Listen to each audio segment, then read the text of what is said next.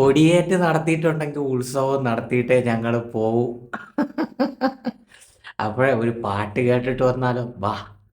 ഉണ്ട തീർന്ന പഴയ നാടൻ തോക്കാണ് ഞാനും, ഇനി എന്റെ തോക്ക് പൊട്ടുകയില്ലെങ്കിലും ഉണ്ടെനിക്കൊരു ചെറുപെൺ പുള്ളിമാനെ വേട്ടയാടി കൂട്ടിലിടാൻ പൂതിയെന്നും ഇപ്പോഴും. എടേ മാങ്ങാണ്ടി അകത്തായതാ, ഗർഭം കലക്കിയ കേസിൽ മാങ്ങാണ്ടി അകത്തായി.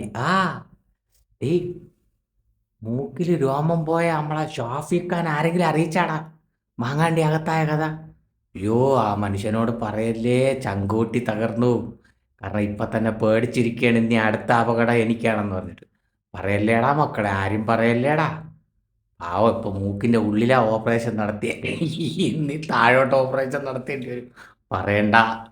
ഇല്ല, അവിടെ പ്രാർത്ഥന തുടങ്ങി. എന്തിനെന്നറിയാം? യാ റബ്ബിൽ ആലമീനായ തമ്പുരാനെ, രാഹുലിൻ്റെ ജയിൽ വിശാലമാക്കി കൊടുക്കണേ. ആര്? നമ്മളെ പിന്നോട്ട് കിടന്ന സ്വർഗത്തിൽ പോണ ടീം. എന്തായാലും ഗർഭം കലക്കിയ ഗ്യാസിൽ അകത്താക്കിയിട്ടുണ്ട് കേട്ടാ മാങ്ങാണ്ടീനെ.